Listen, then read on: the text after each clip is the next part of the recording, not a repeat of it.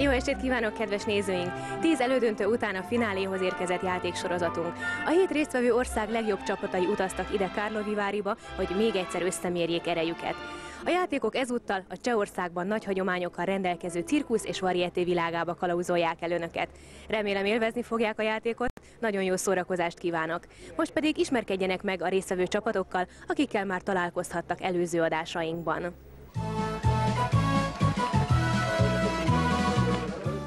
Svájcból Le Bouvray játékosai érkeztek a döntőre. A játék során viselt jelmezükben vonulnak fel a csapatok, tehát pirosban a walesieket látjuk a képernyőn, Landrisztánt városából jöttek.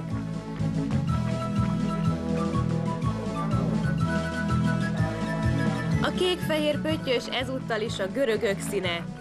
Boroszból érkeztek a játékosok. És sárgában a kecskeméti csapat.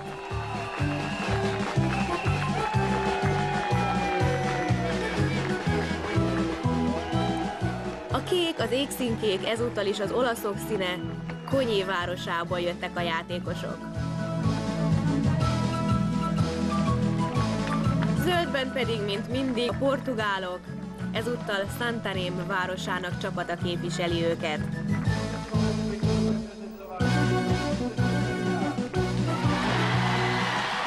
Gondolom kitalálták, kedves nézőink, hogy ez a hatalmas üdvrivalgás a házigazda ország képviselőinek szól, akik Šumperk városából érkeztek.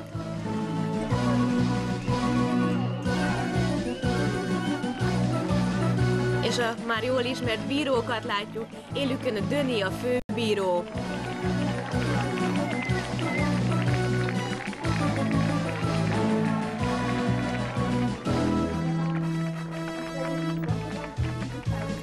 Kedves nézőink, talán látták elmúlt heti adásunkat, és akkor tudják, hogy Kecskemét csapata volt a győztes, ezzel pedig jogot nyert ahhoz, hogy részt vegyen a döntőben. Ugye tudják, hogy 7 ország 10-10 csapata indult a játéksorozatban, közülük a legjobb eredményt elért csapatok érkeztek ide a döntőre, Karlovy Varyba. Kecskemét városából népes szurkolótábor kísérte el a csapatot, hogy bíztatásukkal ellensúlyozzák a hazai szurkolókat. Remélem, hogy sikerrel teszik ezt. Negyedik Károly egyik emlékezetes vadászatának állít emléket az első játék. A király és kísérete üldözőbe vett egy szarvast, amely egy szakadékba zuhant. Itt fedeztek fel a vadászok egy gejzírszerű forrást, amelyre a király az első fürdőt építette. Rögtön az első játékot két csapat is szimpatikusnak találta, hiszen a csehek és a walesiek is Jokert választottak. Attention! Elindult az első játék, amely mindössze egy futamos, tehát mindenki együtt szerepel benne, és rögtön szerephez jutnak majd az akadályozó játékosok is, akik ezúttal lányok és erdei tündérnek vannak öltözve. Hamarosan kiderül az is, hogy miért ez a jelmezük. A negyedik Károlynak öltözött fiúkat kell gátolniuk abban, hogy elérjék az akadálypálya végén lévő gyógyforrást.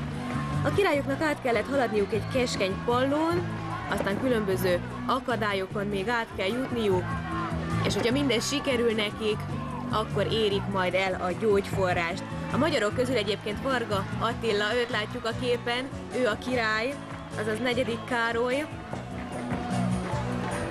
Az akadályozó játékosunk pedig Magó Andrea, a csapatkapitány. Ő a portugál pályán játszik, és bizony a lányok szaladnak. Egyedül a cseh fiú az, aki megelőzte a társait, és biztos, hogy az élen van. Attila is nagyon igyekszik, de nem vagyok benne biztos, hogy be tudja hozni a lemaradását. Egy svájci lány, mégpedig, ha jól látom, az egyik műsorvezetőnő Kéti próbálja meg akadályozni Attilát, de szerencsére nem túl sok sikerrel, hiszen célba ér, de biztos, hogy a csehek mögött itt a walesi király próbálkozik.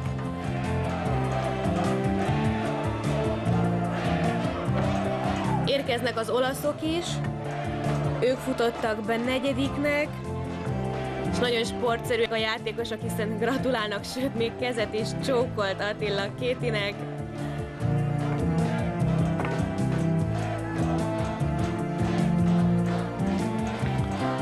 Királyok is gratulálnak egymásnak, hát ez így az igazi a játék végén legalább.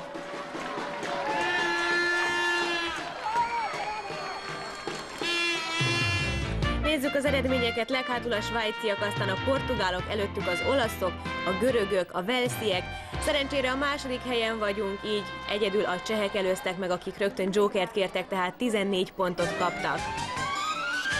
Ezzel a pontszámmal biztos, hogy az élen van Šumperk városa, Kecskemét 6 ponttal a harmadik helyen, előttünk pedig Lantriszant városa, akik szintén jokert választottak az első játékban. Ismerkedjünk meg velük! A Lantriszanti csapat képviseli Tafeli vidékét. Ebben a városban található a királyi pénzverde. A környéken található Pontypridd pedig Tom Jones, a világhírű énekes szülővárosa. A városkának népszerű rögbi csapata is van. A kézművesség, ezen belül is a fazekasság több száz éves hagyomány ezen a vidéken, ahol a fő megélhetési forrás a turizmus.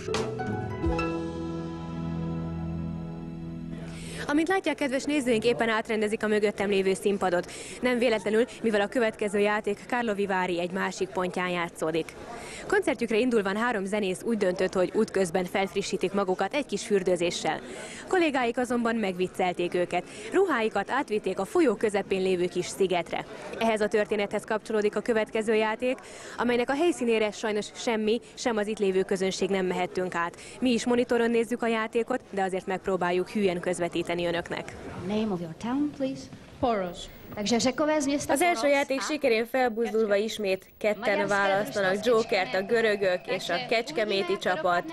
Denis, c'est à toi. Italia. Italia. Döni visszaparancsolja az olasz játékosokat a kiindulási ponthoz. Ha mindenki ott van, csak akkor indulhat el a futam. A vízbeugrással kezdődik a játék, a görögök, a svájciak, a portugálok, és itt a szélen az olaszok vesznek részt ebben az első futamban, mi majd a másodikban leszünk. A fiúknak úgy kell átúszniuk a medencén, hogy viszik magukkal a hangszereket, aztán ott középen megérkeznek ehhez a kis hídhoz, ott fel kell öltözniük, a híd túloldalán pedig egy csónak várja őket.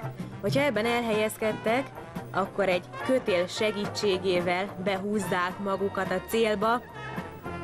Az biztos, hogy az lesz a győztes, aki a leggyorsabban ér majd oda. Egyikük a csónakban öltözik, másik 2 zenész pedig a hídon. A bírók persze most is ott állnak és figyelik őket. Nem tudom, milyen lehet így vizes testtel öltözködni.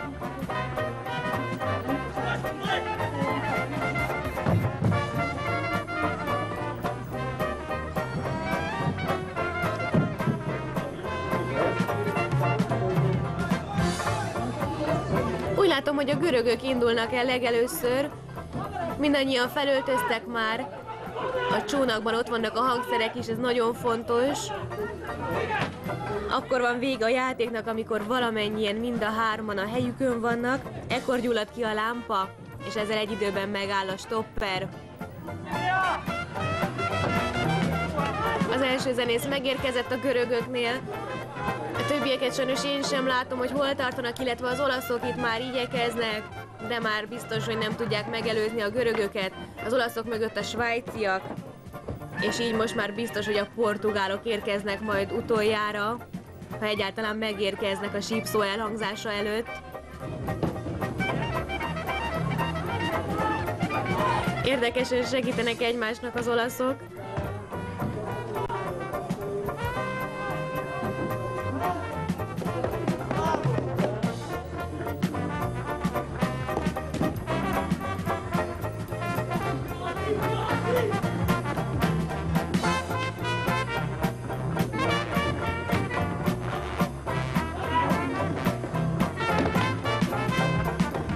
Lehet, hogy a vízből könnyebb kimászni, mint a csónakból?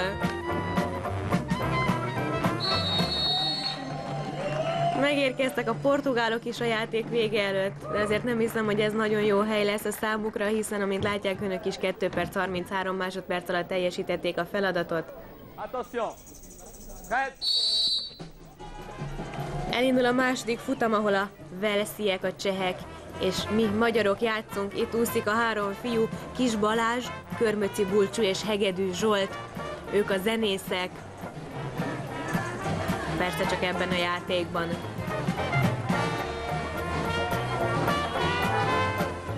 Nagyon drukkolok nekik, hiszen Jokert kértek erre a játékra. Ha jól látom, Bulcsú öltözködik a csónakban.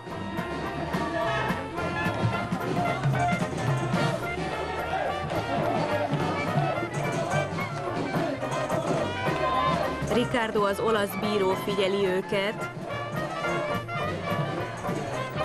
Mellettünk a walesiek. Elég gyorsnak tűnnek.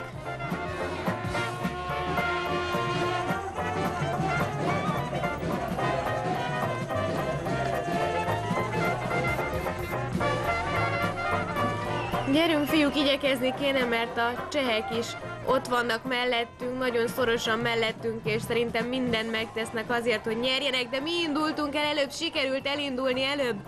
Csak így tovább, ezt meg kell tartani a játék végéig, ezt a vezető helyet.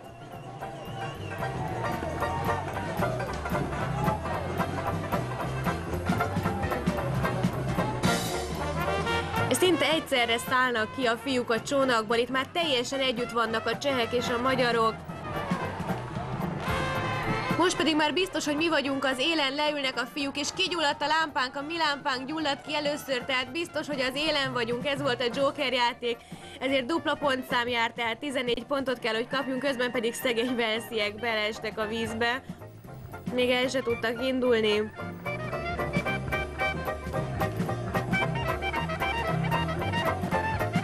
Azt hiszem, ez nagyon nagy öröm a magyar csapatnak, hogy sikerült megnyerni a Joker játékot.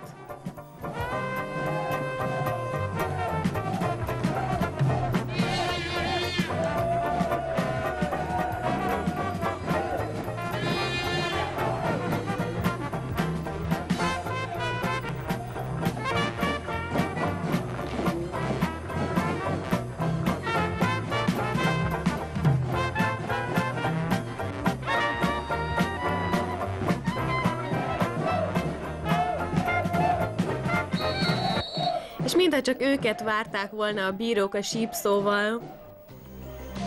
Nézzük lassításban. Biztos, hogy ezek a legizgalmasabb percek, amikor megérkezünk a célba, és most kigyulladt a sárga lámpa, most pedig a cseheké, tehát biztos, hogy mi vagyunk az első helyen, ezt most már a fiúk is érzik. A mieink mindenképpen, de a csehek is, hiszen nagyon dühöng a dobos fiú. És nézzük az eredményt, leghátul a walesiek, aztán a portugálok, előttük a svájciak, az olaszok a 4. helyen, előtte a görögök, mi pedig a csehekkel egyforma időben értünk a célba, legalábbis a kiírás szerint 1 perc 40 másodperc, hát ezt nem értem, csak a Joker miatt kaptunk 14 pontot, a végeredményben pedig ez azt jelenti, hogy még mindig 1 ponttal vezet a Schumperki csapat. Mi vagyunk a 2. helyen, mögöttünk a görögök, a walesiek, 5. helyen pedig az olaszok, ők idáig 7 pontot szereztek. Nézzük az ő városukról szóló filmet. Kony Grand Paradis 1534 méterrel a tengerszint fölött. És ezt jelenti. Könnyű séták, kirándulások a magas hegyekben, sport, átélni a szívből jövő vigasság pillanatait, felfedezni a csipkeverés régi hagyományát. Télen pedig szállingoznak az első hópelyhek. Kony Grand Paradis 70 kilométeres sífutópályát kínál, sífelvonót a lesiklóknak, fantasztikus útvonalakat a tájékozódási síelőknek.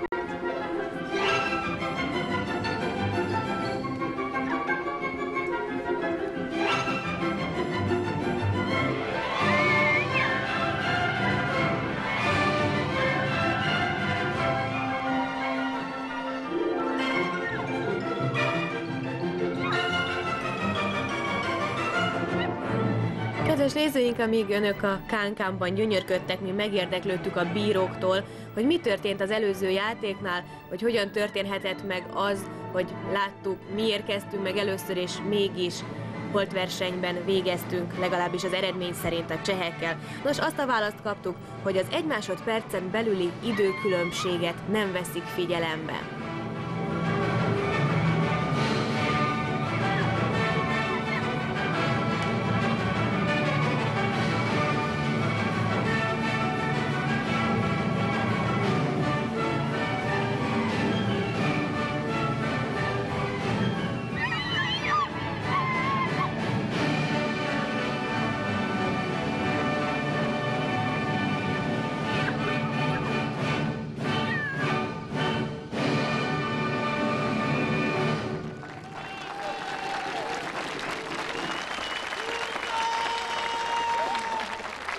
A varieté elképzelhetetlen tánckar nélkül, a tánckar pedig kánkán nélkül.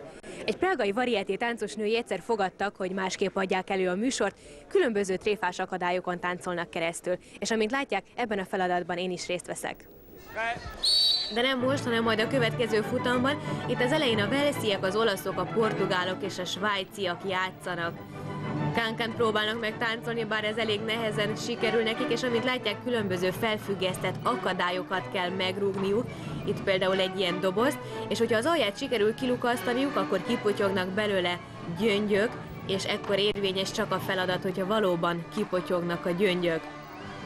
Ami pedig a kánkánt illeti, elég nehéz, mivel a táncosnők, ha megfigyelik, a derekuknál fogva össze vannak kötözve, sőt, még a lábuk is, tehát így csak egyszerre tudják felemelni a lábukat, és így azért elég nehéz kánkán táncolni, bár ez az összekötözött láb talán néhány valódi tánckarra is ráférne, már csak úgy a gyakorlás kedvéért.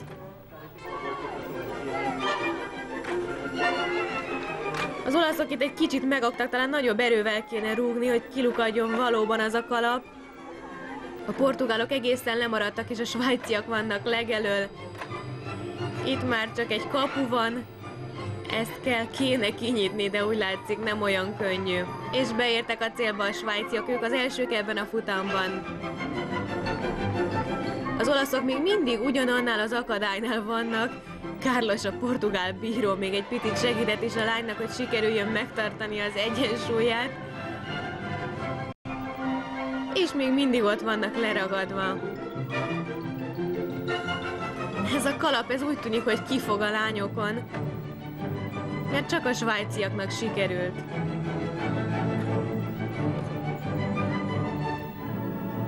Pedig, amint látják, próbálkoznak folyamatosan. Végre most a walesieknél. Jöhet az utolsó akadály. Bizony nagyon nehéz ez az együttmunka, együtthaladás. Hát az olasz lányok még mindig itt kalapoznak, csak úgy, mint a portugálok. És a portugálok most elindulnak visszafelé. Úgy látszik, hogy közben a bíró figyelmeztette őket, hogy a kosár alja még nem lukadt ki, nem potyogtak ki a gyöngyök. Úgy gondolták, inkább visszafordulnak. De vajon lesz-e idejük, hogy a sípszó előtt beérjenek a célba, és végre sikerült az olaszoknak? Azt hiszem, most már nem is törődnek az idővel a portugálok. Az első futamot a svájciak nyerték, de a következőben még a csehek és a görögök társaságában ott vagyunk mi is.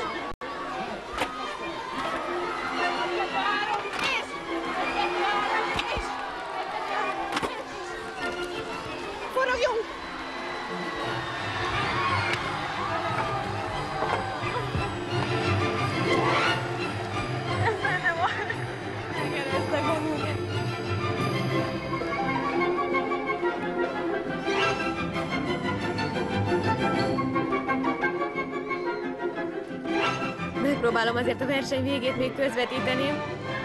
A görög lányok is lemaradtak egy kicsit, úgy tűnik, hogy nekik is ez a kalap okoz nehézséget, ami nekünk. Pedig igazán megpróbálnak ők is mindent. És most se sikerült.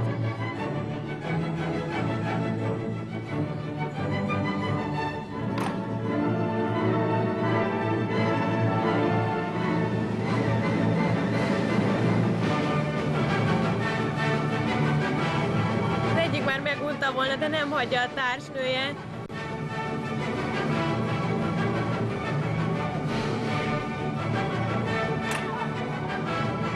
És még mindig nincs meg. Valami baj lehet ezekkel a kalapokkal, hogy mindenki itt akad meg.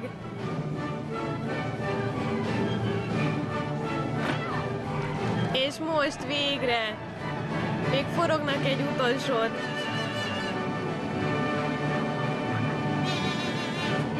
És még az ajtót sem tudják elsőre kinyitni. Szegények, nekik aztán minden összejött. Kedves nézőink, kérem nézzék el nekem, hogy egy kicsit még a játék izgalmának hatása alatt vagyok. Mindannyian nagyon kíváncsian várjuk az eredményhirdetést, mivel az egyik cilinder alja beszakadt, de sajnos nem potyogtak ki belőle a gyöngyök. Így most teljes bizonytalanságban vagyunk, és várjuk a bírók döntését. Itt pedig már az eredményt láthatjuk. Utolsó helyen végeztek az olaszok, aztán a portugálok, a walesiek, a görögök, és sajnos a harmadik helyre szorultunk vissza. Előttünk végeztek a svájciak, és sajnos a csehek is megelőztek bennünket. 5 pontot kaptunk ezért a feladatért. Az élen az eredmény változatlan, a portugálok nem jól választottak jokert, hiszen az utolsó helyen vannak holtversenyben az olaszokkal, 5. helyen pedig a svájciak, akik a saját futamukat megnyerték. Le Bouvray városa mutatkozik be. A Genfi tó partján a Rajna torkolatánál található Valais megye jacht és vitorlás kikötője, Le Bouvray. 2 lépésre a franciaországi Eviantól, a svájci Riviera és az alpesi sípályák közelében nyújt nyugalmat és kikapcsolódást. A sportolni vágyókat vitorlás, szörf, vízisí, mountain bike, tenisz és túra lehetőségeivel várja, valamint fűtött uszodákkal és természetes homokos strandjával.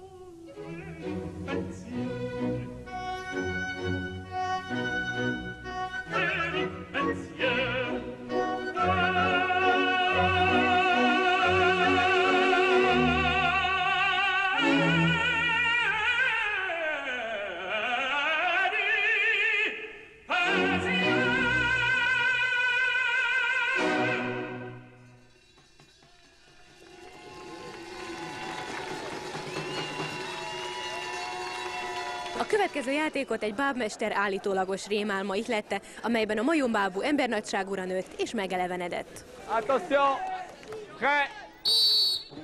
Kezdődhet a negyedik játék, ahol az egyik versenyző majombáb van öltözve, és nagyon-nagyon nehéz dolga van, hiszen egyesíti magában mind a három majom tulajdonságát, vagyis nem hall, mivel a füle be van dugva, nem lát, mert egyáltalán nincsen szemnyílás ezen a maszkon, és nem beszél, mert szegény nem tud beszélni. Ráadásul két lány irányítja, ezt egy férfinek bizony elég nehéz lehet elviselni. A karjára és a bokájára vannak erősítve ezek a rudak, ezeknek a segítségével irányítják őt, úgyhogy minél több virágot tudjon szedni. Saját színű virágokat kell szedni mindenkinek, a Jack pedig óriási tempóban elindultak már visszafelé, minthogyha látna az a majombábú, pontosan úgy csinálják. Egyébként a svájciakkal, a portugálokkal és a görögökkel vannak egy futamban, és mivel meggyújtották a pálya végén a lámpát, biztos, hogy ők nyerték ezt a futamot. A svájciak még szedik a virágokat, hogyha mindegyik megvan, akkor ezt bele kell a majomnak tennie egy amforába. Ez is elég nehéz dolog, mivel nem lát, és utána együtt visszafutnak, a majom pedig meggyújtja a lámpát, ezzel ér véget majd a játék. A görögök is megérkeztek, azonban nem tudja a majom meggyújtani a lámpát. Most sikerült neki. Másodikként érkeztek ebben a futamban. A svájciak most értek az amforához, a portugálok is. Valamennyi virágot bele kell rakni. Elég szűk ez a nyílás, amiben bele kell rakni a virágokat. Úgy látom, a svájciaknak is gondot okoz, hiszen egyet kipottyantott a vázából, és már nem is rakják vissza, csak rohannak a cél felé. Itt nagyon számít a gyorsaság, de az is számít, hogy valamennyi virágot sikerüljön elhelyezni a vázában. Tehát nem tudom, hogy az ő eredményüket hogy fogja befolyásolni ez. És itt is nehezen találta a lámpát, de már meghúzta, és még mindig nem gyulladt ki.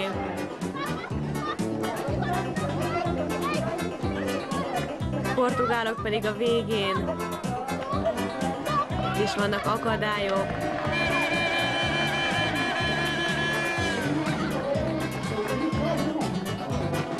Nekik is sikerült. Azt hiszem, így már jobban érzik magukat a fiúk a majom maszk nélkül. Ez nagyon meleg lehetett, és gratulálnak egymásnak. A görög fiú oda megy a svájciakhoz, a portugálokhoz is, ez pedig a részeredmény. Ideig a csehek vezetnek, ez biztos. A magyar szurkolótábor azonban nagyon lelkes. Azt hiszem, már ebből is kitalálhatták, hogy most következünk mi. A velsziekkel és az olaszokkal kerültünk egy futamba. Nézzük, hogy hogyan szedi Varga Attila a virágokat. Ő van a majomjelmez alatt. Huszár Ildikó, aki egyébként a felesége, és Szabó Rita irányítják onnan hátulról. Ideig egészen ügyes, nagyon jól szedi össze a sárga színű virágokat. Csak így tovább. Ha jól emlékszem, 54 másodperc alatt teljesítették a csehek a feladatot. Elég nehéz lesz szerintem megelőzni őket. Eljutottak az amforához, de még mindig van a földön virág.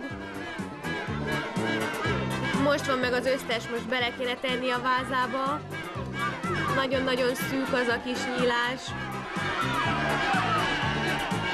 Az olaszok pedig már visszafelé rohannak, ezt nem tudom, hogy hogy csinálták. Attila pedig elejtett egy virágot, itt figyelmezteti is a bíró, ezért vissza kell menni. És nem lát, most látjuk ennek igazán a hátrányát, hogy nem lát a jelmezben. És a velsziek is visszafelé tartanak, sőt, ott vannak, megérkeztek. Most indultunk el visszafelé, a velsziek közben meggyújtották a lámpát. Sajnos biztos, hogy itt már csak utolsóak lehetünk ebben a futamban, ebben a fordulóban. És még meg kéne találni a kapcsolót, most sikerült Attilának. Nem hiszem, hogy megelőztük a cseheket ezzel az eredménnyel, sajnos. Semmit nem láttam ebben a jelmezben, de állandóan le akart esni a fej, hogy miért, azt nem tudom, lehet, hogy az a has nyomta le. Ez volt a nagy problémám, hogy mindig a fejet kellett visszanyomnom, hogy le ne essem, akkor biztos, hogy kizárnak. És ahogy látom, elég meleg is ez a jelmez. Igen, nagyon meleg, főleg így augusztusban. Készültetek erre a feladatra? Hát olyan értelemben gyakoroltunk, hogy tegnap, hogy megláttuk ezt a feladatot, kiépítettünk ott a szálláshelyen egy pályát, és csináltuk, hát ott egész jól ment, most nem jött össze úgy. Így sikerült. Izgalom. benne van az izgalom, meg az, hogy kiesett az a virág, és az rengeteg időt elvitt. Tehát szerintem addig még azt mondom, hogy egészen jól mentünk. Ott, amikor kiesett az a virág, vissza kellett menni, meg kellett keresni, betűzni, de remélem, hogy érdemes volt. Meglátjuk mindjárt, hogy hányadikak lettünk. Nézzük, hogy hányadikak lettünk. A végén a svájciak, aztán a portugálok, és sajnos itt vagyunk mi is. 5-ként gyulladt ki a sárga szín, ezért sajnos csak 3 pont jár, és az élen megint csak a csehek, ők 7 pontot szereztek ezzel a feladattal. Azonban az olaszok kapták a legtöbb pontot ebben a feladatban, hiszen ők jokert kértek. 12 pontot szereztek ezzel. Nézzük, hogy mennyiben változott az eredmény.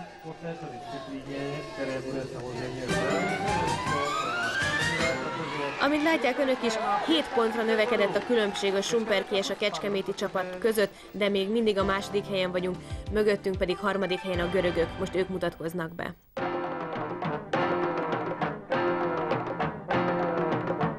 Ha a szépséget Görögország testesíti meg, ennek fele Porosz szigetén található. A csupa zöld sziget az athéni Akropolisztól 1 órányira fekszik. A tenger istenének, Pozeidonnak szigete menedéket nyújtott már költőknek, és mindazoknak, akik nyugalmas nyaralásra vágytak.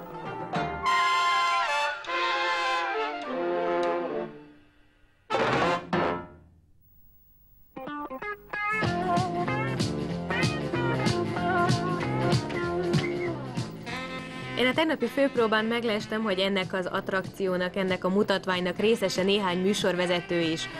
Ettorét látjuk, az olaszok műsorvezetőjét, aki minden bohótságban mindig benne van, de ott ül még rajta kívül Nia Walesből és Eladio Portugáliából. Nézzük, hogy hogyan csinálja Ettore.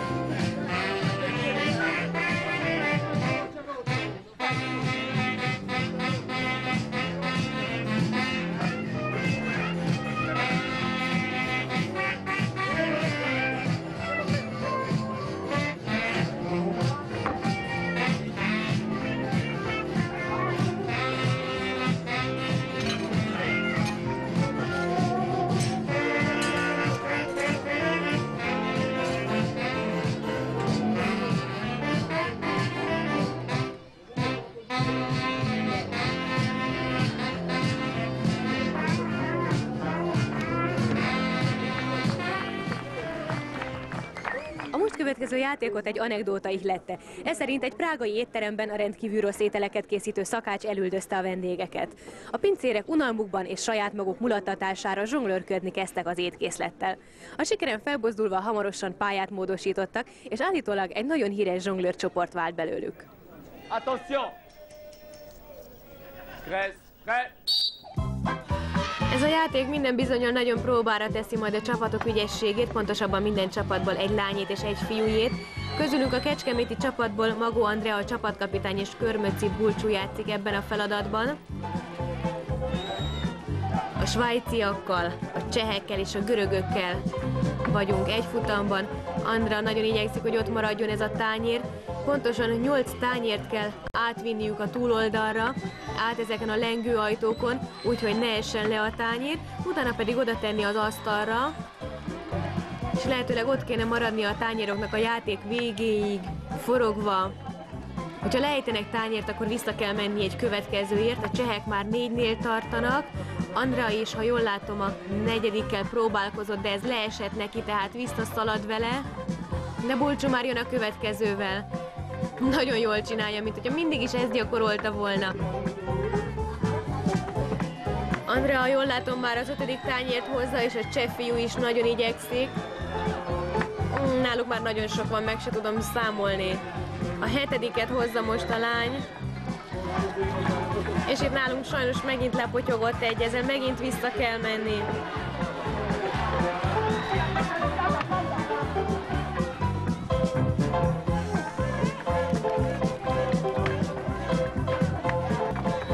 Bulcsú most érkezik a 7. tányérről, Andrea pedig hozza az utolsót, remélem, hogy sikerül neki.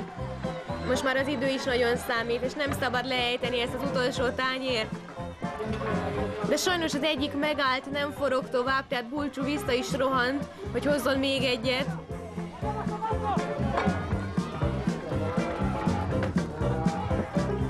Reméljük, ez most már valóban az utolsó, és egyik sem hagyja abba a forgást. És valóban befejezték a játékot. Andrea és Bulcsú ott állnak a dobogón boldogan, hiszen megnyerték ezt a futamot, közben pedig a svájciak is befejezték. A többiek azonban még szaladgálnak szorgalmasan és hordják a tányérokat. A csehek is és a görögök is. Most már leesednek a tányérok, már le is lehet őket szedni. Az a lényeg, hogy ott voltak, a helyükön voltak, és hogy megnyertük ezt a futamot. Svájc lett a második. Ezek pedig a részeredmények. Amint látják, a görögök és a csehek nem is tudták befejezni időben a játékot, nem tudták valamennyi tányért a helyére tenni.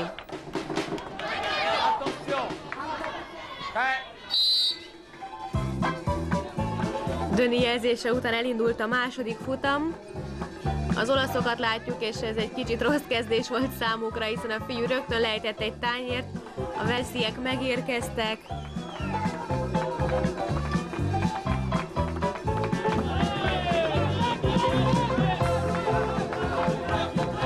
A portugálok is itt vannak ebben a futamban. És már is a 3. tányérnál tartanak.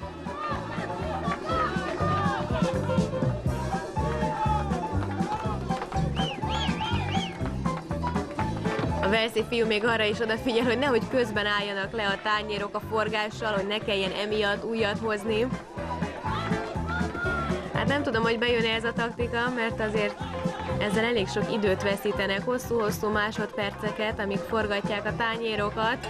És itt ez leesett, el is törött, már is rohan vissza a lány. Hát a portugálok sem valami szerencsések.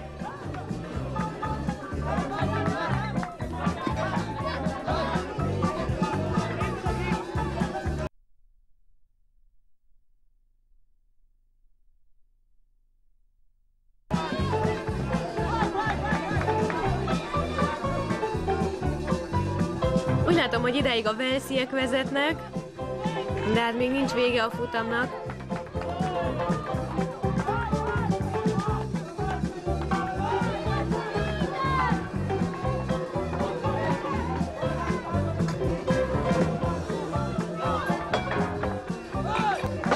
Potyognak a tányérok.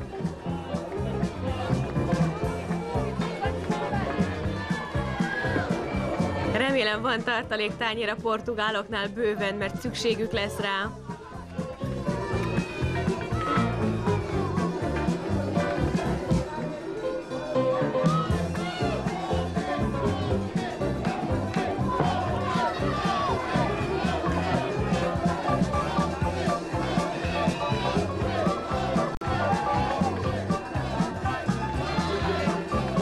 Úgy tűnik, hogy nagyon igyekeznek az olaszok, és hogy be is hozták a lemaradásukat.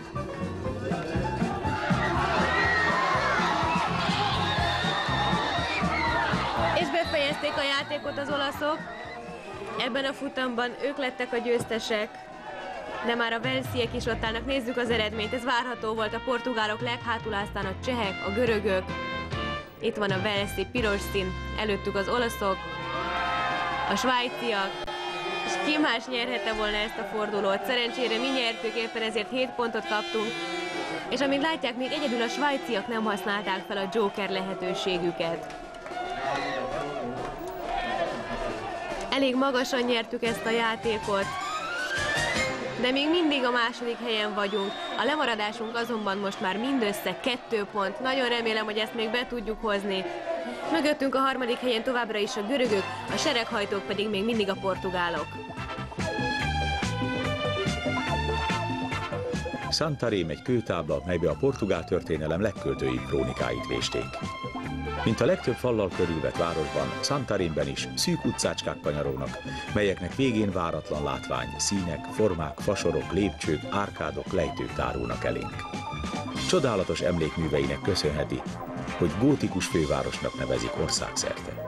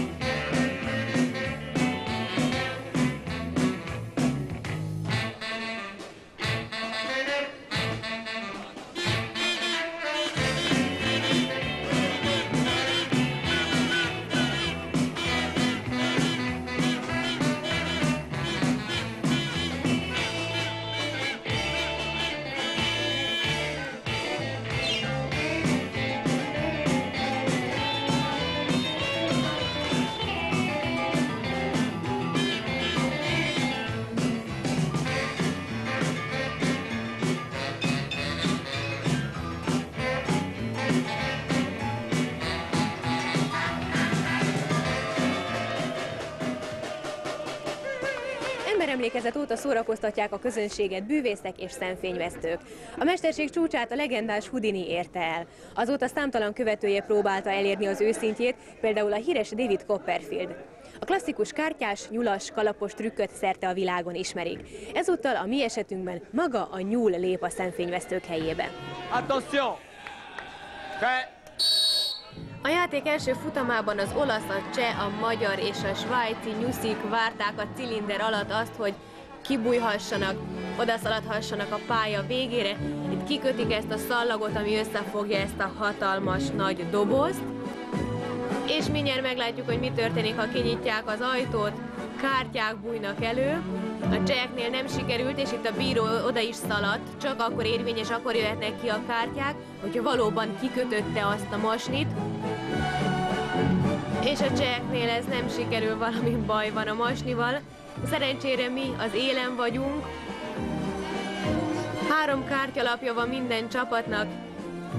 Minden lap egy-egy játékos takar, nálunk Cagány Beát, Kis Balást és Hegedű Zsoltot, a nyuszi pedig Huszár Ildikó. Amint látják, a kártyák csak oldalra fordulva, így lapjával tudnak közlekedni. Átjutnak a nyuszi segítségével a különböző akadályokon, és aztán vissza is kell menniük, visszafelé is meg kell tenni a pályát. Aztán vissza kell bújniuk a dobozba, a nyuszi becsukja a doboz ajtaját, és utána visszaszalad. és ismét bebújik a cilinder alá. Ekkor van vége a játéknak. Ebben a nagy kavalkádban nem nagyon tudom követni az eseményeket, csupán azt látom, hogy mi nagyon-nagyon elől vagyunk, a csehek pedig itt a végén. Ők nehezen is indultak. Ezt a hátrányt, ezt nehéz behozni, és Ildikó már elindult visszafelé, szalad a cilinderhez. Sikerült bebújni a kalap alá, azonban vele egy időben a másik pályán, a svájciaknál is zárult a cilinder. Ez a különbség nem hiszem, hogy mérhető lesz, valószínűleg ez is az 1 másodpercen belüli kategóriába tartozik. A csehek és az olaszok pedig rohannak vissza, a nyuszik egymás mellett haladnak. Ki tud előbb belebújni? A cseh volt a gyorsabb a legvégén. Nagyon aranyos ez a jelmez, de azért megmutatod az arcodat nekünk? Köszi, így már sokkal jobb. Nagyon nagy volt a tétje ennek a versenynek, hiszen most behozhatjuk a lemaradásunkat. Milyen érzés volt játék közben, mire gondoltatok közben, mire figyeltetek? Hát először is nagyon izgultam, nagyon meleg volt a jelmez. Úgy érzem, hogy előnyömnek vehetem azt, hogy pici voltam, mert pillanatok alatt ki tudtam bújni a kalapból, és amikor visszafele bújtam, akkor gyorsan besprinteltem a kalap alá, és még észrevettem, hogy a farkincám kimúlt, hogy gyorsan azt még be kellett húzni, és akkor így sikerült előbb beérni, mint a portugálok, és még főleg a csehek előtt. Nem volt hátrány, hogy igazából egyikőtök sem látott a jelmezben? De igen, egy kicsit hátrány volt, mert így nehéz volt haladni a pályán, hát igyekeztem irányítani őket. A többi versenyszámnál azért gyakoroltatok, erre a feladatra lehetett készülni? Hát igazán nem, mert ezt a jelmezt itt, ahol éppen el vagyunk szállásolva, nem tudtuk elkészíteni, meg ugye a kártyákat sem, meg a pályát sem, úgyhogy ez a szerencsén is múlott. Amint az eredmény mutatja, elég jó szerencséje van a kecskeméti csapatnak, bár nem akarom elkiabálni. Azonban az olaszok eredménye lemaradt, ez azt jelenti, hogy náluk valami hiba vagy valami szabálytalanság történhetett, és a bírók újból indították őket. Itt azonban a kék nyuszi először bújt ki a cilinderből, és nagyon gyorsan odaszaladt a dobozhoz.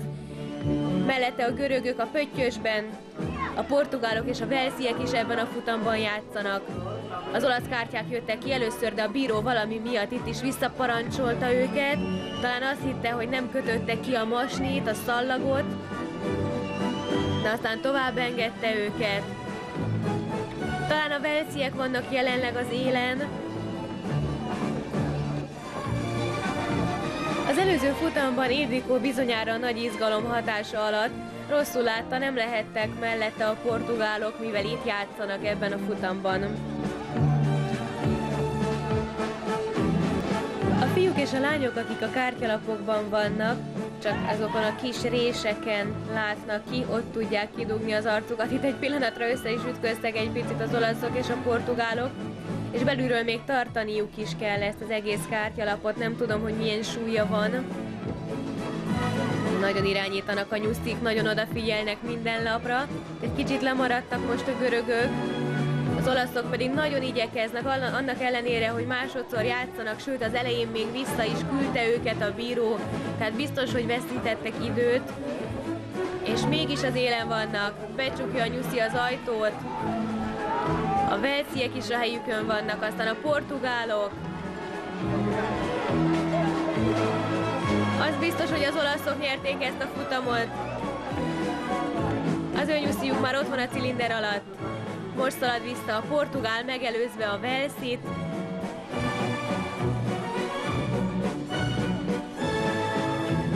A portugál volt korábban, most a velszi. És utoljára maradt a kék-fehér pöttyös, a görög nyuszi.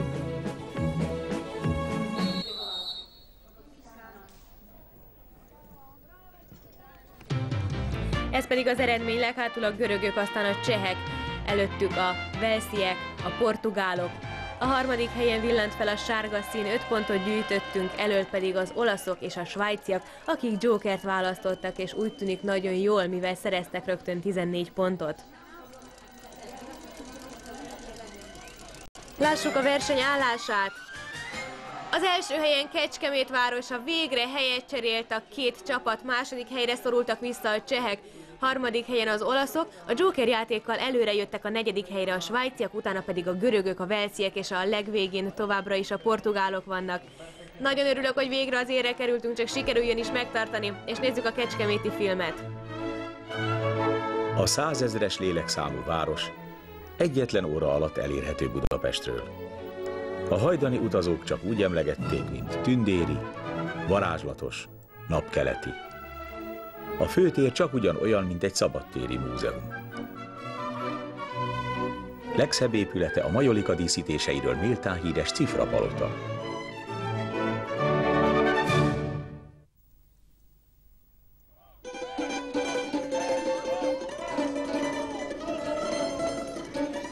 Azt hiszem, ehhez a produkcióhoz sem szükséges kommentár.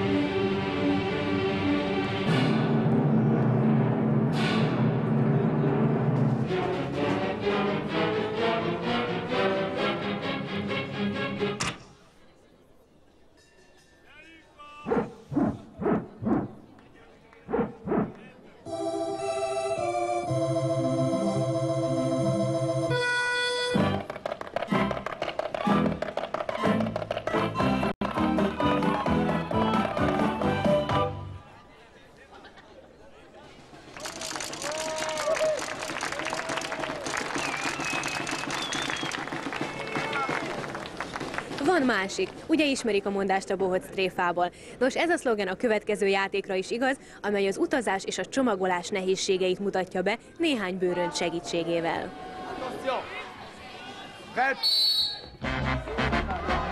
A velszieket, az olaszokat, a cseheket és a kecskemétiek közül Varga Attilát látjuk itt ebben a futamban, és hogyha megfigyelték, akkor Attila kitalált egy olyan különleges trükköt, amellyel rögtön itt a játék elején a lecsúszást követően nem borította le a bőröndöket úgy, mint a többiek, és ezzel bizony szerintem sok időt nyert.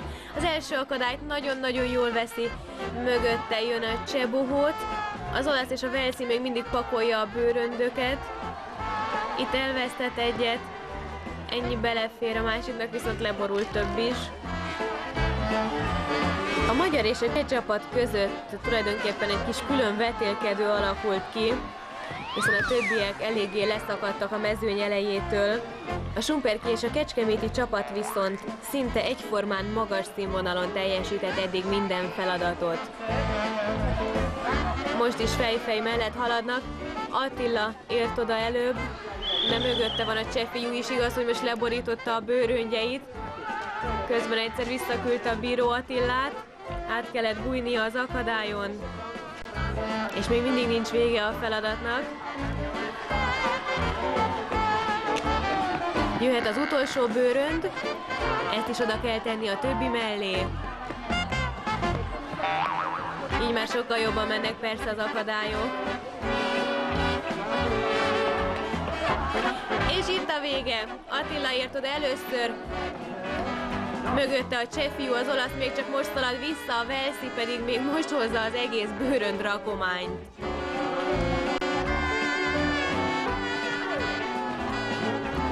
És egy kis plusz akadály az olaszoknál.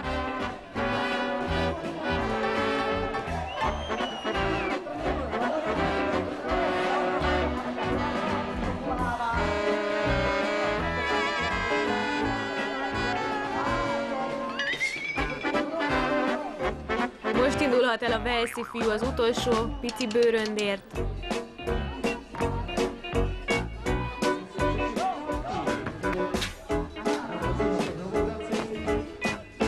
Ha valamelyik akadályt kifelejti, akkor bizony ott kegyetlenül vissza kell mennie, vissza kell fordulnia.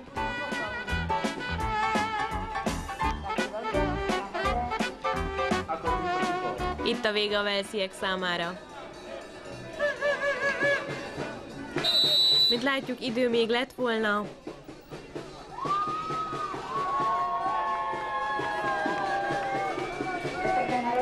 Idáig mindenképpen vezető helyen vannak a magyarok, de még hátra van egy futam, ahol a portugálok, a görögök és a svájciak játszanak majd. Nagyon jó lenne, hogyha ebben a futamban valamelyik csapat olyan jó eredményt érne el, hogy oda furakodna a kecskeméti és a Schumperki csapat közé, és akkor még nagyobb lenne a különbség a két csapat eredménye között. És a portugál fiú elleste Attilától ezt a trükköt, ahogy lecsúszott és nem borította le a bőröndöket. Nem tudom, hogy ezt most leste el itt a versenyen, vagy esetleg már korábban ő is kitalálta. Az biztos, hogy Attila csinálta meg korábban. Azért nem sikerült úgy neki.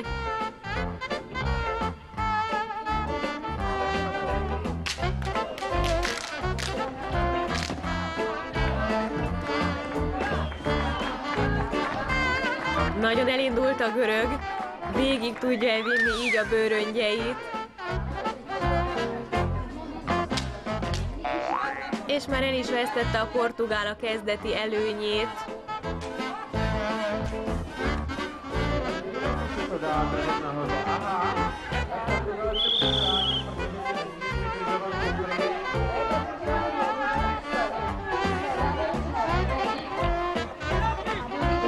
A görögért belsőként szalad vissza az utolsóért.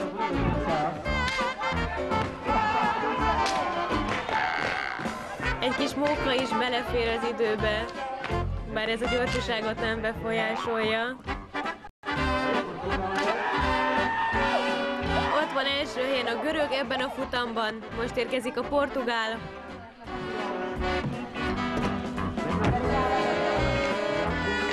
A svájci bohóc pedig még mindig szalad.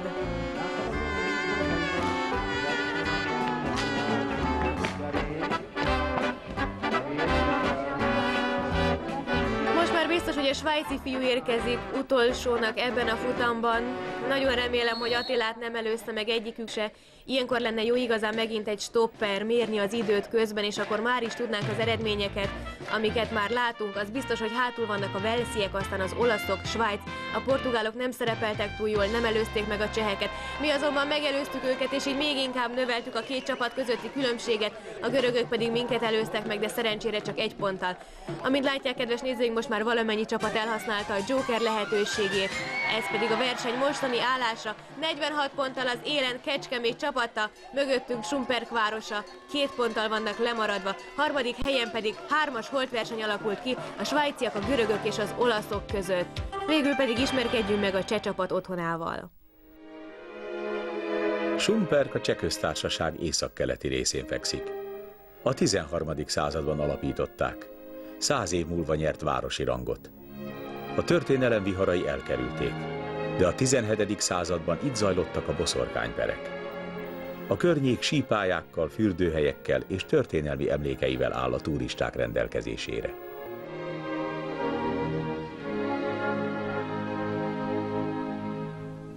Aki látta a Sivatagi Só című filmet, az bizonyára emlékszik még a híres Struc jelenetre. A döntő utolsó játékában ezeket a kedves, sutta, vicces állatokat személyesítik meg a játékosok. És mivel ez az utolsó játék, valamennyi csapat egyszerre vesz részt benne, és a pontszámokat is duplán kapják. Minden csapatnak van egy hatalmas struc tojása, ebből kelnek majd ki a madarak, hogy aztán rohanjanak a homokhoz és megkeressék a tojásokat. Óriási lendülettel indult a verseny. A két vetélytárs csapatot a két szélére sorsolták, a cseheket és a magyarokat.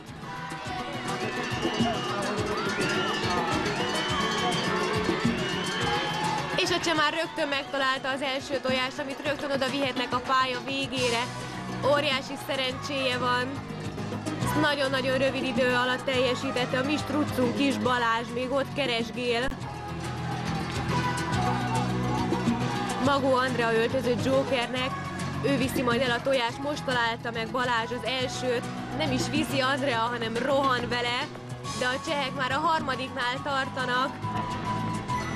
Tulajdonképpen most bármelyik csapat megelőzhet bennünket, közben itt van a második tojás, szóval egyikük sem veszélyezteti a mi első helyünket, egyedül a csehek, hiszen hogyha megelőznek, akkor holtversenyben leszünk az első helyen. Nagyon jó lenne, hogyha nem ez történne, hanem mi nyernénk meg a játékot. Andrea most kapja meg a harmadik tojást, ezzel indulhat el Szabó Ritához és Körmöcsi Bulcsúhoz. Ők azok, akik a bohóc sípkára ráhelyezik ezeket a tojásokat. A végén pedig Ritának fel kell tennie az egészet egy oszlop tetejére, és akkor lesz vége a játéknak. Itt van a negyedik tojással is megérkezett Andrea. Gyerünk, gyerünk, oda kéne tenni az oszlopra, hogy kigyulladjon a fény, de lepottyant egy tojást, azt gyorsan tegyük vissza. A portugálok nagyon keresgélnek.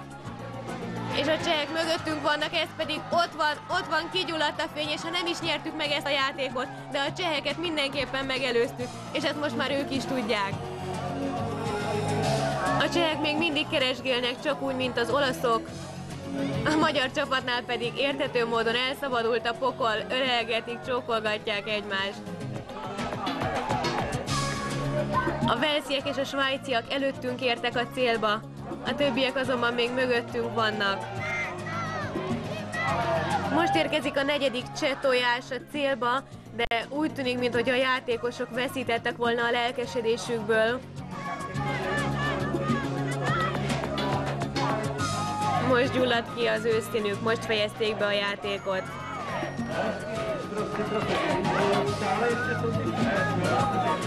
A portugálok és az olaszok továbbra is keresgélnek, úgy látszik, nagyon eldugták azokat a tojásokat.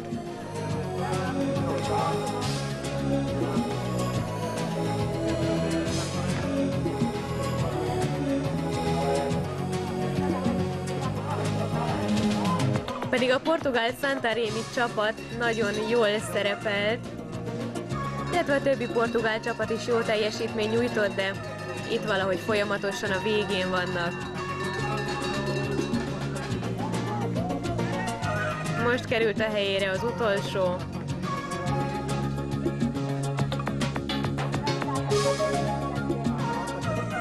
És még mindig keresgél az olasz.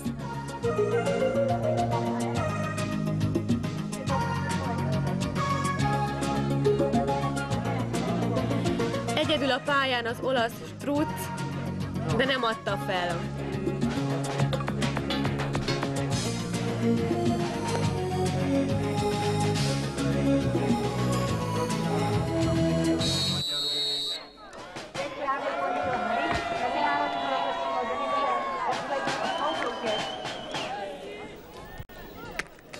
Azt hiszem, nem nehéz kiszámolni a végeredményt, már a ránk vonatkozó részét.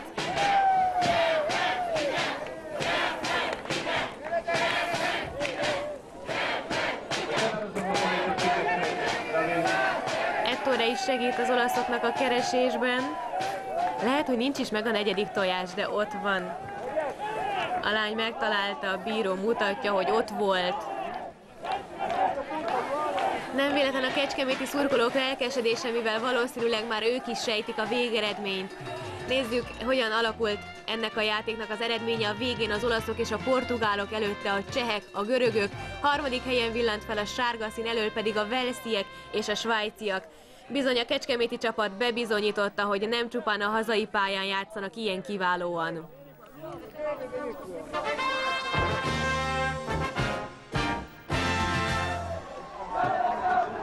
Kedves nézőink, nagyon örülök, hogy ezzel a fantasztikus hírrel tudok búcsúzni önöktől, hogy itt Karloviváriban a magyar csapat, a kecskemétiek megnyerték a döntőt. Egy kicsit szerencsétlenül, balszerencsésen kezdtük a játékot, de a végére nagyon szépen behozták a hátrányukat. Mögöttem a boldog csapat, tehát minden okuk megvan az örömre. Gratulálok nekik igazán. Mivel mi nyertük a döntőt, jövőre mi rendezzük a finálét. Remélem, hogy élvezték a játékot, és a következő évben is velünk tartanak majd. Viszontlátásra!